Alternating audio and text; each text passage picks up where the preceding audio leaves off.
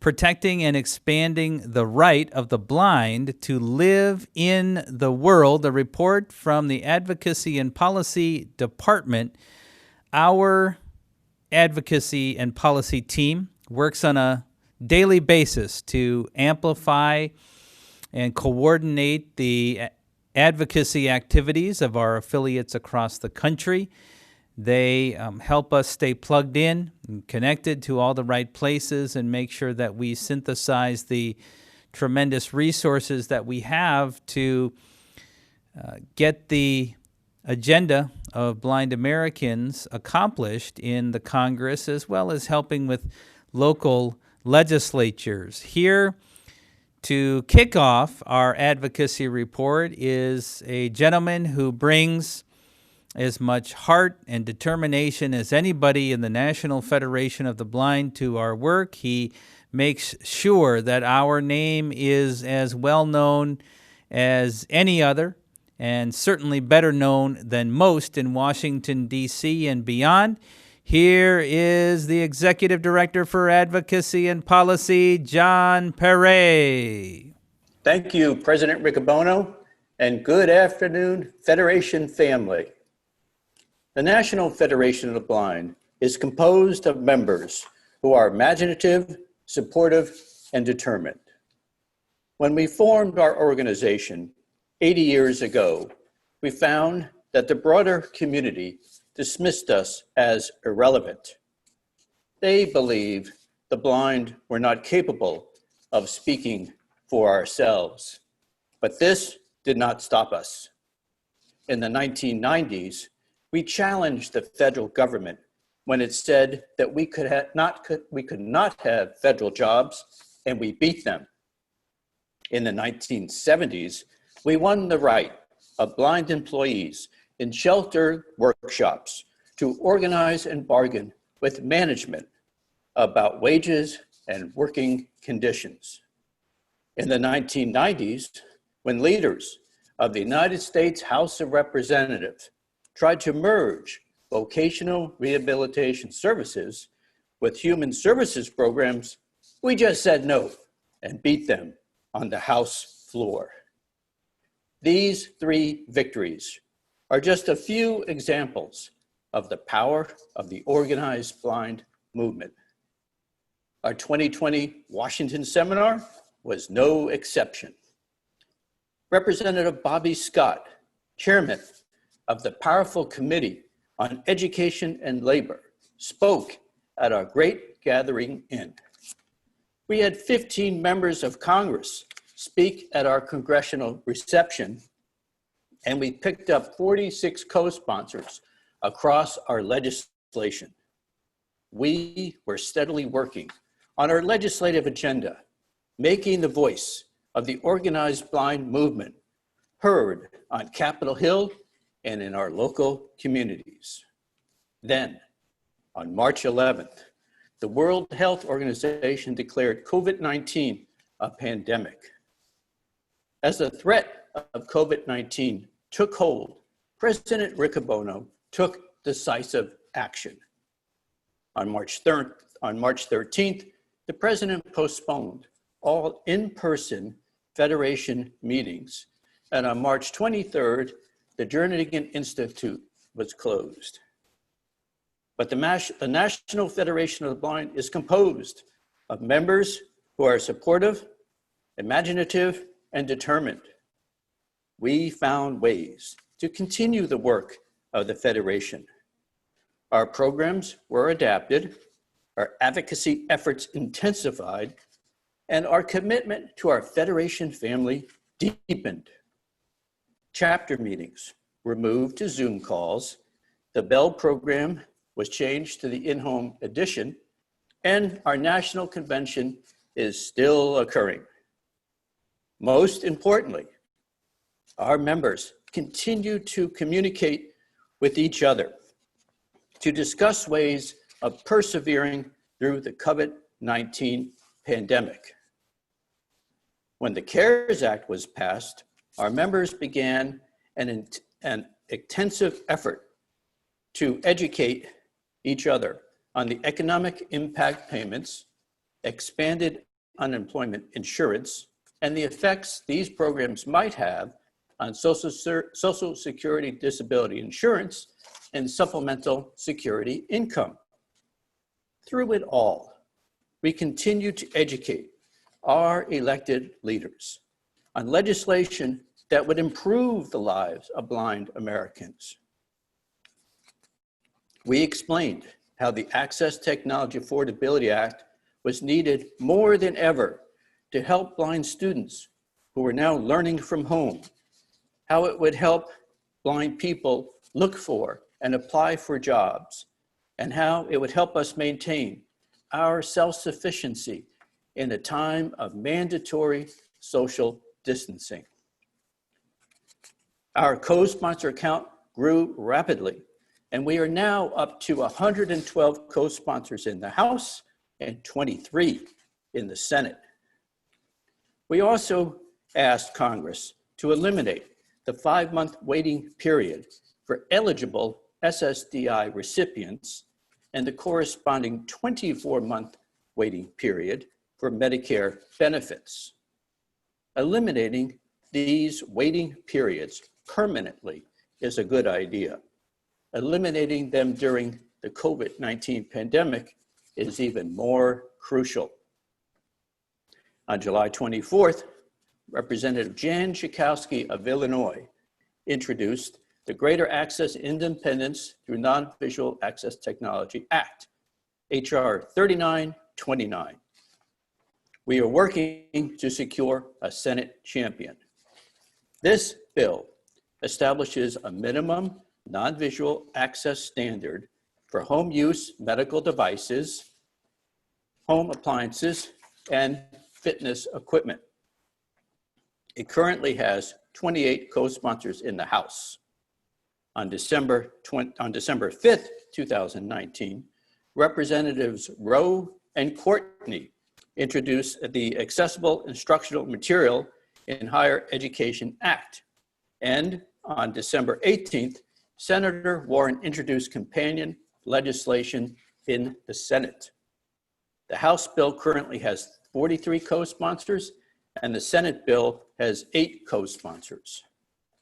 We hope to either pass this legislation as a standalone bill or as a component of higher education reauthorization.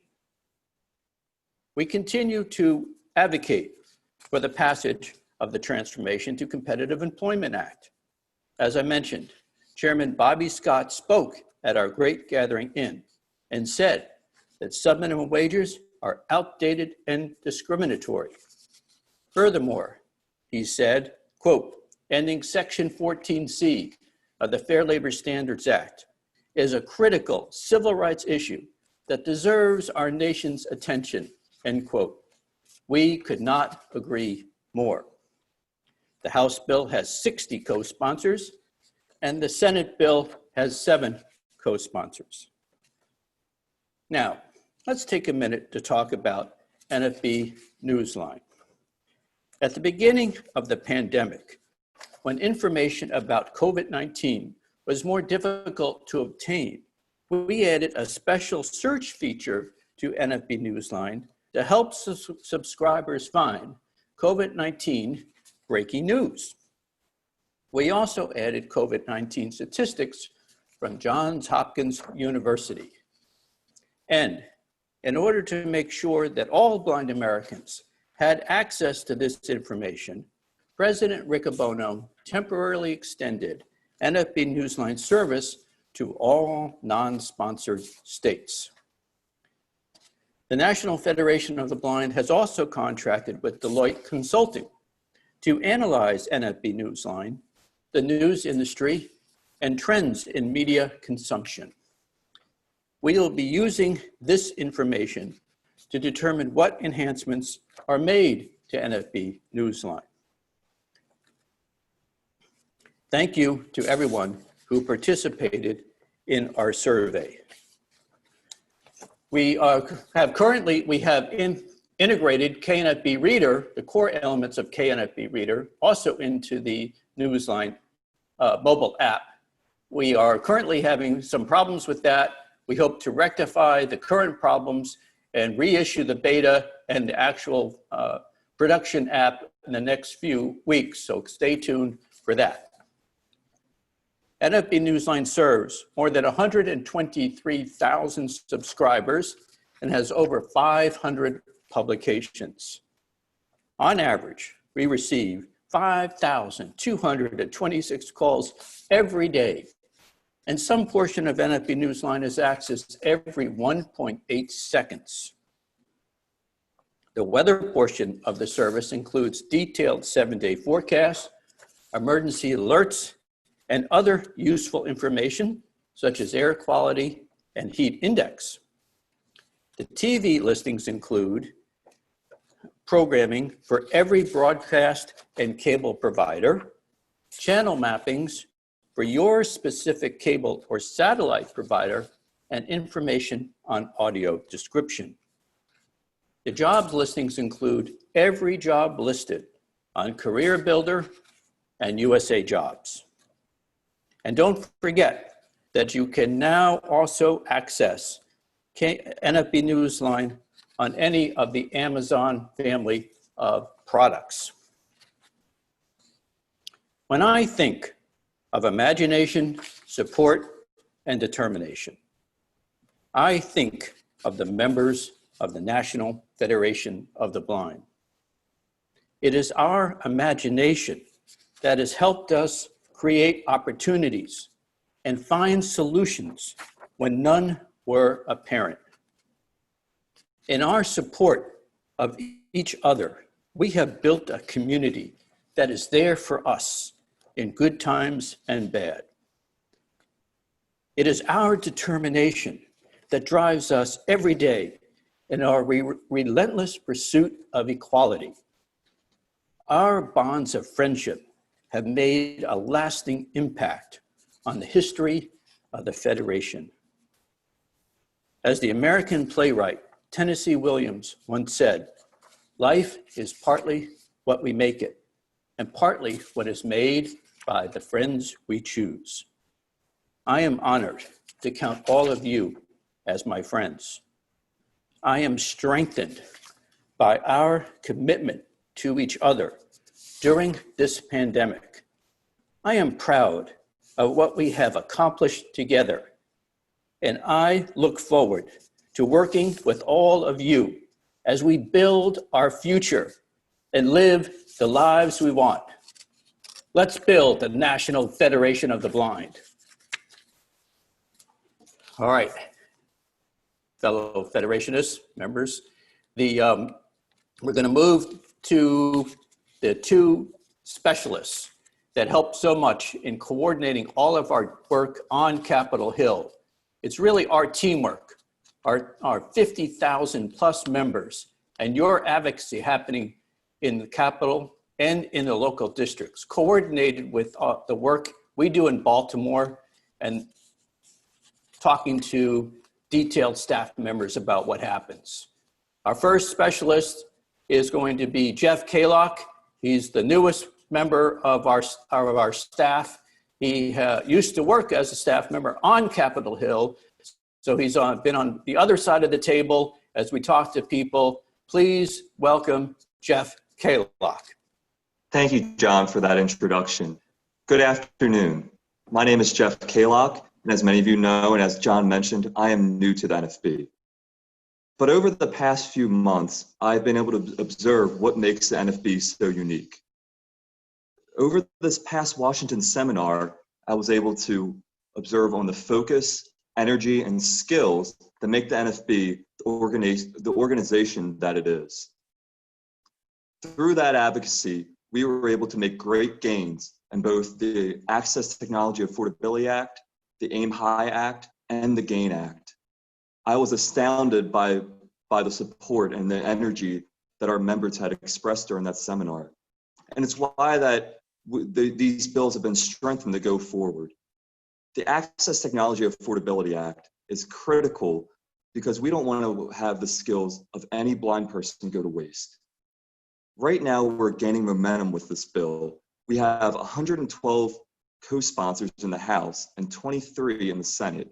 Out of those 123 in the House, 75 are Democrats and 37 are Republicans. But that doesn't express the full view of just a party line that brings the diversity of this bill. We have members that are progressive members as well as Freedom Caucus members that are aboard this, that are supportive of this bill, which goes to show that this is a plain solution. This is a solution to a problem that does not have partisan distinction. This is something that every American can support and should support. Right now, it's gained so much momentum that we have gained the interest of both and the support of both Chairman Neal and Chairman Grassley. In addition to that, the bill was recognized at the House Subcommittee on Select Revenue Measures by Chairman Mike Thompson. During that hearing, the panel, the members were discussing COVID-19 and how it affects families and workers during these harsh economic times. Chairman Thompson mentioned this bill not only during that hearing, but in his opening statements, which just goes to show the importance of this bill, of how not only will it impact the economy, but also how it helps workers during these tough, during this pandemic time. In order to push this bill further, though, we need your support as well. We need you to contact your members of Congress. We need you to call them. We need you to email them, or even schedule a Zoom meeting to speak with them over a Zoom conference call and express the importance of this bill, not only how it affects your life overall, but also during this pandemic. We know right now many people are working remotely, and that students also are learning remotely during this time. And it's critical that this technology is at their disposal so that they can continue their productivity. So this is, as John mentioned previously, this is a group effort, and we can't do this on our own. We need you to also contact your representatives and your senators and urge them to co-sponsor this important piece of legislation. Another piece of legislation that I wanted to mention, and something that has been hit hard during these harsh economic times, is the Randolph-Shepard vendors. Randolph-Shepard vendors are small business owners, as many of you know, that operate in government facilities. These could be federal or state facilities. And these are critical because they aid federal workers gain supplies that they need at almost no convenience to them, because they're located within the facility itself. But due to the closure of federal facilities, many of these entrepreneurs have not been able to obtain work because they cannot access the building that they work in. Because of this, it has created a harsh economic downturn for their businesses, and they need our help today. Even when federal facilities open up, they're not going to open up at the same capacity or at the same it's going to be at a gradual pace compared to before the pandemic.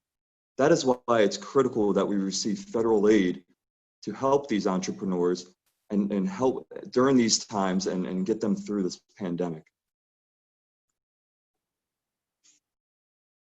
We have been successful in the House of Representatives to gain the support of to gain an appropriation of $20 million to help Randolph-Shepard vendors. But more still needs to be done. We still need to work on the Senate side in order to make sure that this bill passes, or this appropriation bill passes, as well as make sure that the White House is also in favor of this legislation so that Randolph-Shepard vendors can prosper during these times. That's where you come in as well. We need your support right now as we're reaching out to the Senate, that you reach out to your senators and let them know the Randolph-Shepard vendors can't wait on this funding. Randolph-Shepard businesses are different than most businesses. Because of they're designed in federal offices, they cannot access their supplies, and much of those supplies are going to spoil. Because of this, it is critical that they receive funding, and it also brings a distinction between them and other businesses that can lower their supply demand and work around the pandemic as they have carryout orders. Randolph-Shepard vendors are not are not capable of doing that because of the federal facilities still being locked down. Lastly, I want to mention voting rights. So with Randolph-Sheppard, though, we need you to contact your senators. Please write, email, and also schedule Zoom meetings with your senators and express them the importance of Randolph-Sheppard vendors and why this funding is critical for them. Lastly, I'd like to speak about voting rights. None of the things that I mentioned would be possible without the right to vote. This is an election year, and being that it's an election year, we want to ensure that voting is accessible, private, and independent. No one should have to choose between their safety during a pandemic and their fundamental right to vote. Title II of the ADA states that Americans with disabilities have the same opportunity to vote as Americans without disabilities. That being said, blind people should have the same access to vote as anyone else. That should be done both privately and independently. Unfortunately, though, too many states do not have the accessibility, privacy, or independence that blind Americans deserve in order to cast a ballot. Because of this frustrating process, we must contact our federal, local, and state representatives and let them know about the importance of voting privately, independently, and accessibly. And with that, I want to take it back to John so we can speak to our next speaker speak. Thank you, Jeff. All right, the Federation team is alive and strong, and we're working together to move our legislation forward. I'm so excited. Thank you, Jeff, for speaking about the Access Technology Affordability Act, the Randolph-Sheppard program, and the critical importance of voting. I appreciated the comments that Speaker Pelosi had the other day in her conversation with President Riccobono. That was terrific. All right, now moving to Stephanie Flint. We appreciate the NFB of Mississippi helping to encourage our latest staff member. So here, let's hear from Stephanie Flint. Thank you, John, for that wonderful introduction. And Federation family, it is a privilege to be able to address you in this capacity. I know that I don't just speak for myself when I say that our virtual energy over the past week was very, very palpable and just absolutely amazing. And that was in part because of Federationists like you. Winston Churchill is often credited for the quote, "History will be kind to me, for I intend to write it." And while it's unclear whether or not Churchill actually said this, or if the saying serves as a translation of similar meaning during World War II, my interpretation here remains the same. Since 1940, we have written and continue to write our history in a way that is kind and favorable to our movement. On July 4th of 2019, as John mentioned, 12 days after last year's convention, Congresswoman Jan Schakowsky of Illinois introduced H.R. 3929, the Greater Access and Independence Through Non-Visual Access Technology Act, or GAIN Act for short. This piece of legislation will authorize the Access Board to conduct a study of pre-existing non-visual access standards, as well as recommend and establish a minimum non-visual access standard for household appliances, fitness equipment, and home use medical devices. Not only does this legislation have the power to enrich the quality of life for all blind people, but it's also, dare I say, gaining momentum in the 116th Congress. I'm pleased to report that the GAIN Act, since last week, is now up to 29 co-sponsors in the House of Representatives. History will be kind to us, for we intend to write it in favor of equality and opportunity for the nation's blind.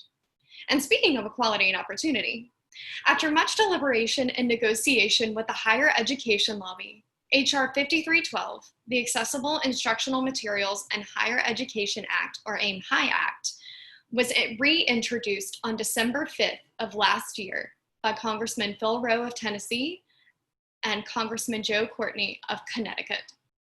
2 weeks later, companion legislation S-3095 was reintroduced by Senator Elizabeth Warren, along with Senators Michael Bennet, Joni Ernst, John Tester, and Dan Sullivan. Both the House and Senate bills were reintroduced without safe harbors for institutions of higher education.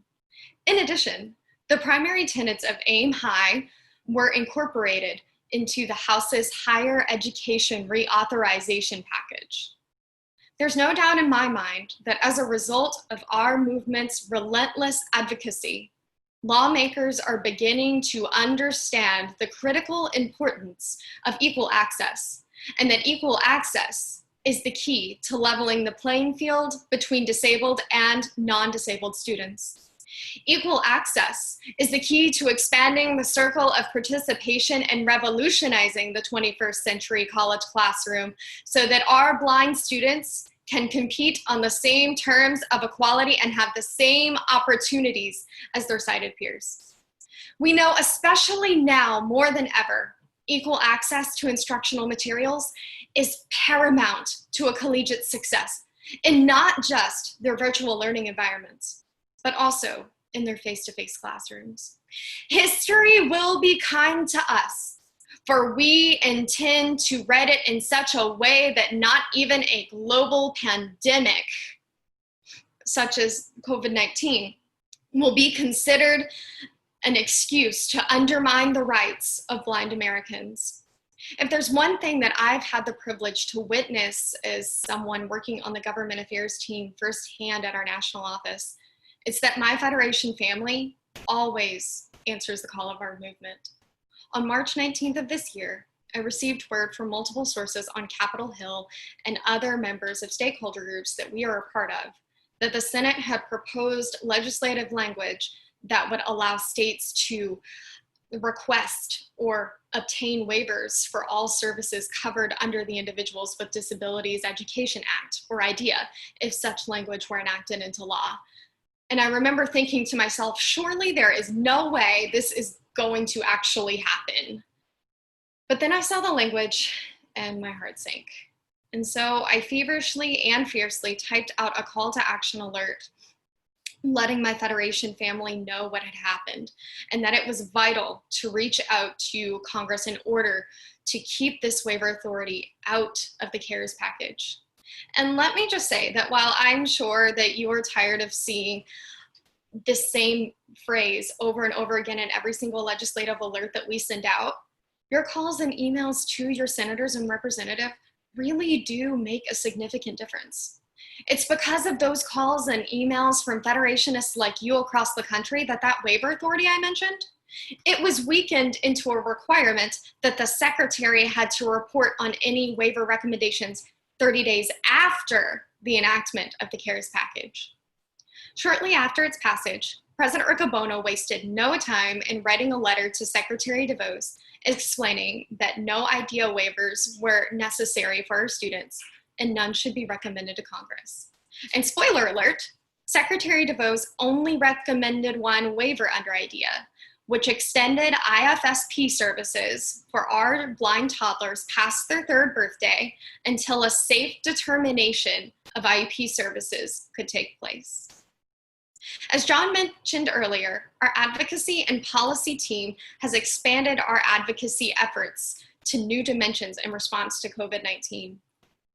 Current COVID-19 priorities include the elimination of Social Security disability waiting periods, which would allow those who have lost their jobs due to this international crisis to promptly begin receiving cash and insurance benefits, and the request for Peer Support Training Centers grant appropriation, which will allocate $10 million to structure discovery centers like the Louisiana Center for the Blind, the Colorado Center for the Blind, and Blind Incorporated, so that these vital contributors to the success of blind people may continue offering their services during and after this one-of-a-kind national emergency.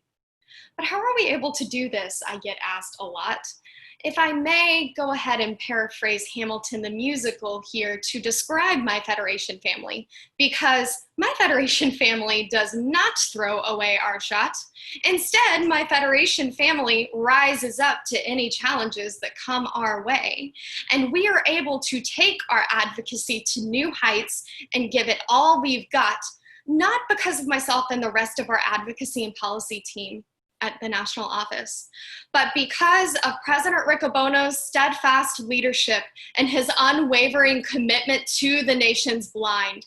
History will continue to be kind to us, because with love, hope, and determination, we will write it in such a way that our legislative dreams are transformed into our laws of reality. My Federation family, I invite you to join me in continuing to build the Federation with advocacy at the forefront of our efforts. Thank you. Thank you, Stephanie. The depth and breadth of our advocacy, the advocacy of the National Federation of Blind, knows no bounds. We are, as you can see, working together, our Federation family. We are making substantial progress on what is really our 7 bills that President Riccobono mentioned earlier in this convention, along with all of the specialized work that we've been doing that Stephanie mentioned related to COVID-19. We've also had a great lineup of members of Congress speak at this national convention, beginning with the somewhat surprise presentation with Congresswoman Jan Schakowsky, the sponsor of the GAIN Act, followed by the Speaker of the House, Nancy Pelosi, followed by Senator Durbin. And now we are going to view a presentation with Senator Boozman. Senator Boozman has been doing an incredible job as the sponsor of the Access Technology Affordability Act. President Riccobono spoke to him earlier this week and had a terrific conversation. Here it is. It's my pleasure to be here today with the senior senator from the great state of Arkansas, a great friend of the National Federation of the Blind, first elected to Congress in 2010. Among other things, he serves as the chairman of the Appropriations Subcommittee on Military Construction and Veteran Affairs. He has been a great friend of the National Federation of the Blind. I think I first got to know him in the 115th Congress when he came to our congressional reception and, amongst other remarks, announced that he wanted to be the lead sponsor in the United States Senate of our Access Technology Affordability Act, a very important bill that we've been advancing, and we really appreciate having the senator's leadership on this initiative. It was introduced in March of 2019, and we are making great progress on that bill. And this is just one of the areas that we have the senator's support. So it's a pleasure today to introduce Senator Boozman. Senator, thank you for being with us. Well, thank you so much, and special thanks to the National Federation of the Blind for inviting me to speak at your convention. As an optometrist, I've seen firsthand many of the struggles your members have to deal with on a daily basis. In fact, I can remember when I was at the University of Arkansas as an undergraduate, my brother calling me. My brother was about to had decided that he was going to become an ophthalmologist. He was in a medical school residency and decided that ophthalmology was going to be what he wanted to devote his life to. So he called me and said, "John, I'm going to get into ophthalmology. Why don't you think about being an optometrist, and then we can work together?"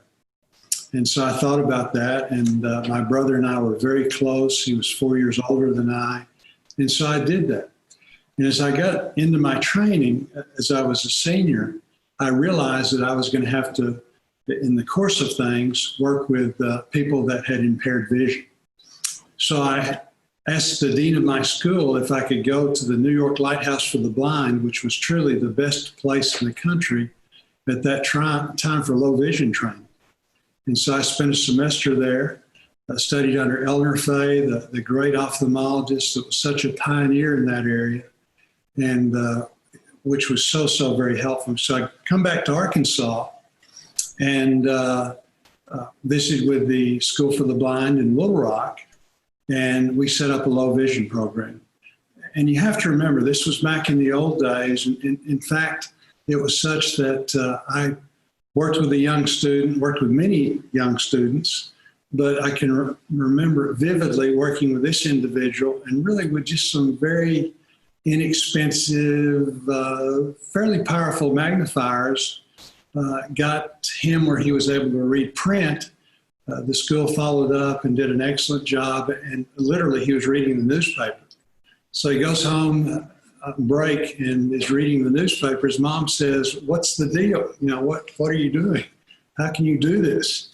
So she called the person that was taking care of him and was upset, talked to that doctor. That doctor subsequently called the person that was running the School for the Blind and chewed him out and said, "What are you doing?"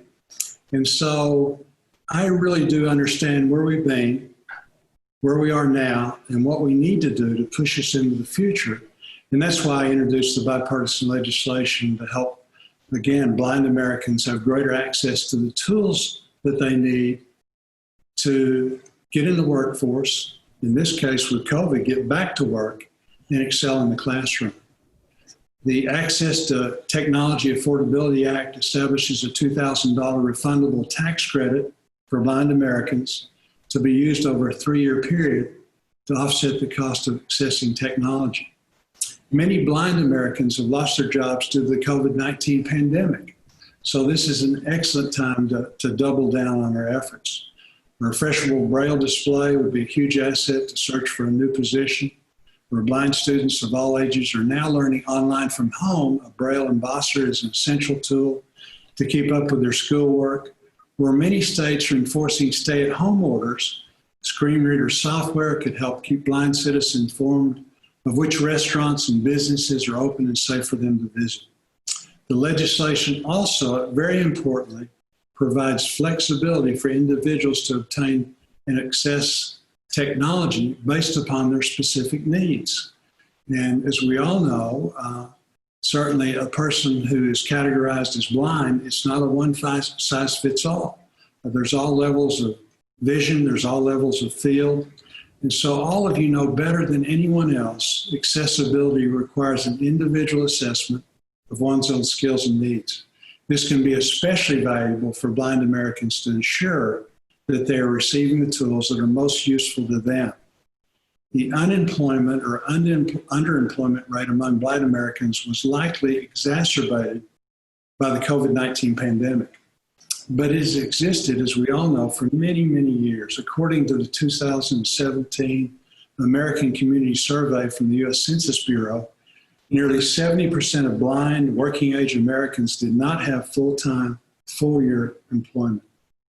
The bill will help these Americans enter the labor force by shouldering a small portion of the cost for access to technology. And the only other thing I would say is that, the technology that we have now and the affordability is something that in the old days we simply couldn't imagine. There are so many devices that can help one's life so much easier. So that's really what it's all about, is working together. And I appreciate the efforts of your team in Washington. Fred does a great job, and you all are doing a great job of explaining to members how important this is, educating them as to how helpful, again, having accessibility through a tax credit program. So thank you very much, and I'll be glad to visit and discuss anything you like. Again, we're willing to help you in any way that we can. Thank you very much, Senator. It's great that you keep your leadership and perspective rooted in, the real hopes and dreams and needs of blind people, bringing your personal experience to that. So we really appreciate that. I guess, we have attending this convention, we've registered more than 7,000 individuals to be at this online convention. Many more are going to be streaming. So That's great. What would you want to say to those blind people who are out there? Some of them are going to be learning about this bill for the first time, and they're probably saying, yeah, man, I need that.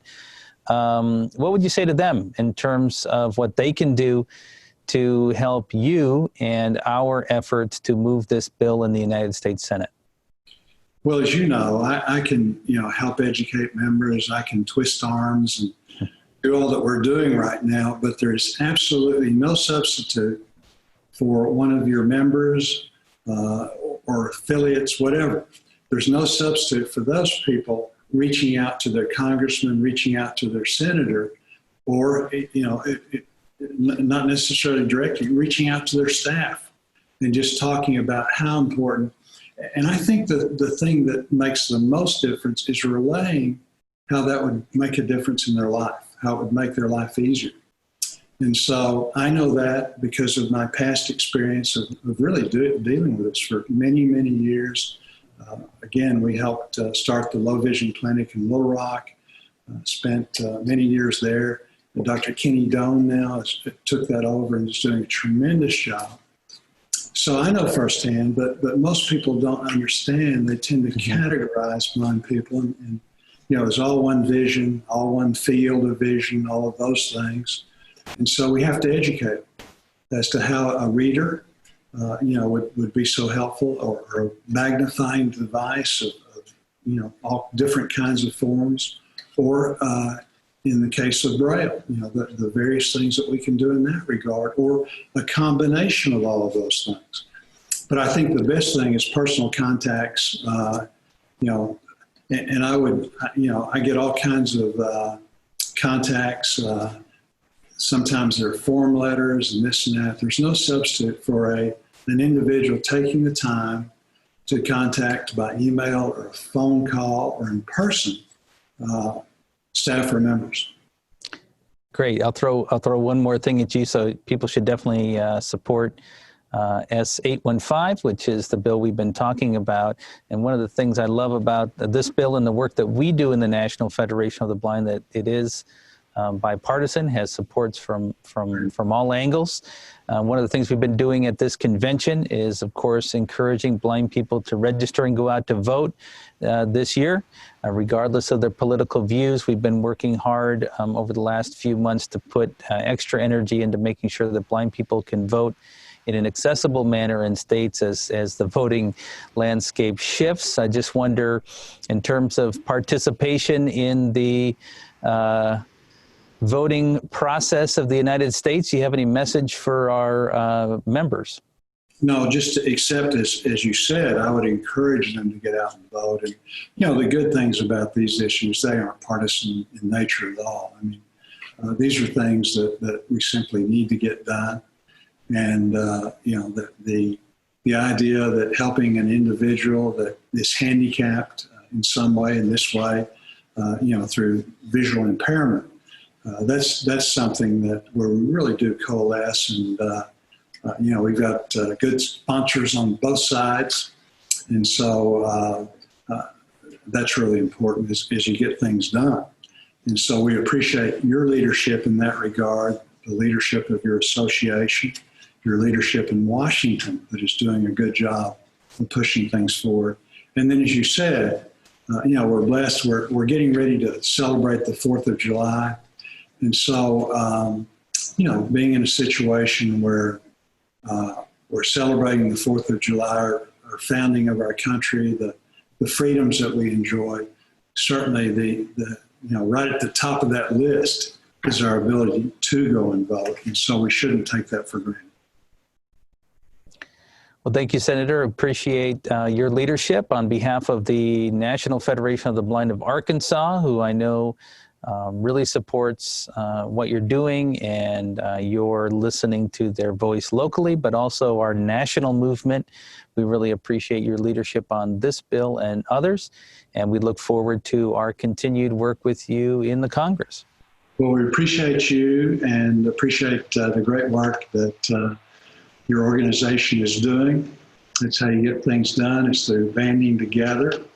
And so we're going to do our best to continue to work to push this through. And I look forward, hopefully in the not too distant future that we're together again in person. And, we're going to get through this virus, but I also would remind you, while we're reminding the people that are participating, I would remind them really to take precaution and, wear the mask, do the things, the social distancing. That's about protecting yourself, but as importantly, maybe even more important, it's about protecting others. And so many people have underlying conditions and things, and so we don't want to get people in a difficult situation. So again, thank you so much for having me, and I certainly enjoyed it.